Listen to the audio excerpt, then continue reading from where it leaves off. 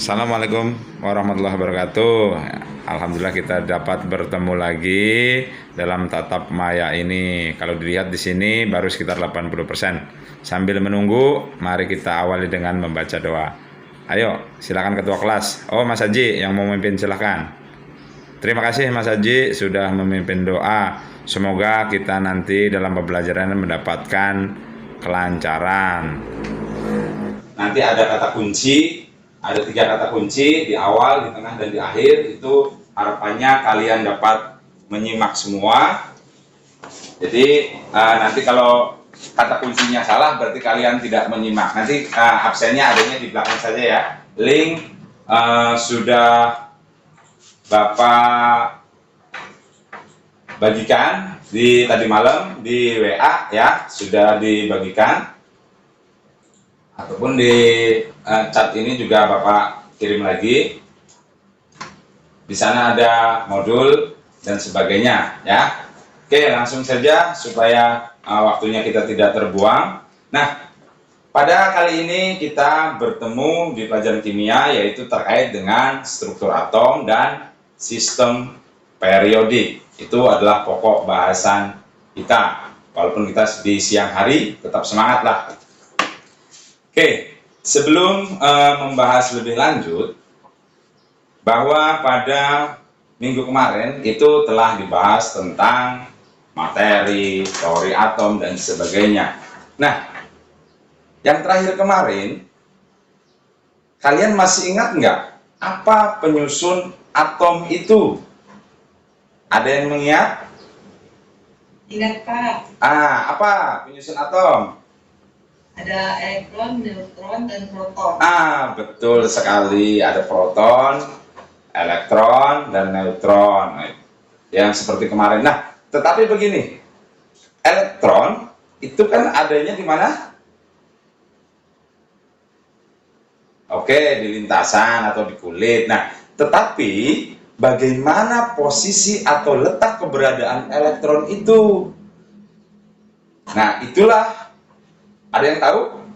Nah, kalau tidak ada yang tahu, itulah yang menjadi topik pembahasan kita nanti. Kita akan diskusikan bagaimana posisi elektron itu berada, yaitu yang akan kita bahas terkait dengan yang namanya konfigurasi elektron. Itulah yang akan menjadi topik kita. Nah, terus juga kan kita sudah mengetahui waktu zaman SMP untuk menentukan letak unsur dalam tabel periodik. 4.3-nya seperti ini. Nah, ketika kamu baca, kamu lihat ada 2 kunci, yaitu konfigurasi elektron dan tabel periodik. Nah, yang akan menjadi topik adalah ini. Ada sistem periode dan golongan. Tabel periodik mungkin kalian sudah tahu dari awal, dari mulai SMP, yang kotak-kotak itu kan. Nah, konfigurasi elektron adalah tadi yang akan kita bahas berdasarkan jumlah elektronnya, hubungan antara konfigurasi elektron dengan periode dan golongan dalam suatu tabel periodik. Nah, untuk menggali itu, bagaimana kalian harus berdiskusi, mencari informasi. Ya, informasinya ada di mana? Ada di dalam LKPD. Mencari informasi melalui menelusuri online ataupun di modul yang Bapak sudah bagikan, ataupun kalian punya buku referensi yang lain-lain, silahkan kalian gali. Di sana ada LKPD, di sana sudah ada runtutan apa yang harus kalian cari, dan di sana kalian diharapkan untuk mencari informasi yang didapat nanti untuk dikomunikasikan. Tadi malam sudah Bapak share, anak-anakku semua sudah mendapatkan informasinya yang tertuang dalam LKPD. Oke, dari 6 kelompok. Siapa yang akan menyampaikan informasi terlebih dahulu? Ada yang mau? Silakan. Ada yang mau menyampaikan informasinya terlebih dahulu? Baik. Mas Haji, ternyata angkat tangan. Silakan Mas Haji, sampaikan. Baik Mbak, berdasarkan diskusi dari kelompok kami, hubungan antara konfigurasi dengan tabel periodik, yaitu ketika kita sudah menyusun konfigurasi, maka jumlah kulit, nah itu akan menentukan akan digunakan sebagai periode, dan untuk elektron yang terakhir itu adalah sebagai golongan, Pak. Oh, sip, mantap. Tuh, ternyata ada teman kalian yang sudah dapat merangkum semuanya. Ternyata itu sebenarnya endingnya itu, ya. Ternyata teman kalian sudah bisa menemukan informasi tersebut. Itu benar. Mungkin ada lagi yang mau menambahkan, misalkan.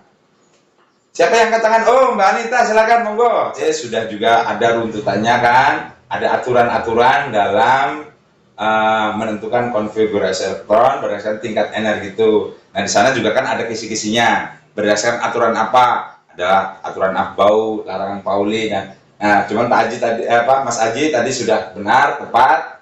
Nah oke, sekarang kita fokus ke yang terakhir. Nah terakhir itu kan kalau kita lihat yang ada videonya itu kan kalian suruh mengamati kan. Ternyata kalau yang terbaru tabel periodiknya bagaimana? Ada golongan A dan B atau tidak? Cenderung dia hanya dalam bentuk angka, yaitu golongan 1 sama dengan 18. Tetapi kalau yang cenderung tabel periodik lama ada golongan A dan B kan, golongan utama dan transisi. Yang penting itu kalian tidak usah bingung. Kalau yang model terbaru kan hanya angka saja, 1 dengan 18 ya. Intinya bahwa tadi blok D dan elektron terluar tadi sudah disampaikan juga sama rekan yang lain. Oke, ternyata waktu kita sudah habis, tidak terasa berdiskusi. Waktunya ternyata singkat juga. Yang jelas begini, ketika kalian berbicara masalah konfigurasi elektron dan tabel periodik, itu kan dilihat ada dalam satu golongan dari atas ke bawah dan dari kiri ke kanan, yaitu dalam satu periode. Nah otomatis karena penggolongan itu berdasarkan untuk mempermudah berdasarkan sifat-sifatnya, berarti nanti ada kaitannya dengan sifat keperiodikan dalam sistem periodik. Itu yang akan menjadi pokok bahasan minggu depan, yaitu terkait dengan sifat-sifat keperiodikan, yaitu terkait jari-jari, elektronegativitas, dan sebagainya ya. Itu menjadi topik pembahasan minggu depan. Nah, kali ini waktu kita sudah cukup. Mungkin dari semua yang sudah dibahas tadi, adakah yang mau menyimpulkan secara keseluruhan? Silakan, ada yang mau? Siapa yang angkat tangan? Adakah? Oke, kalau tidak ada, oke, ada yang berani, silakan. Nah, bagaimana kesimpulan terakhir terkait konfigurasi elektron dengan sistem periodik? Nah, inilah.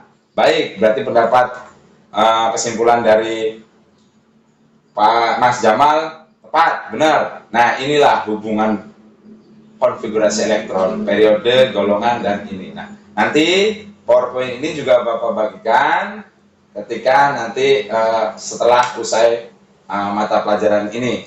Paham semuanya kali ini? Ada yang dipertanyakan lagi buat persiapan minggu depan? Baik, kalau tidak, oke, kalau tidak ada berarti kalian diharapkan paham semua ya.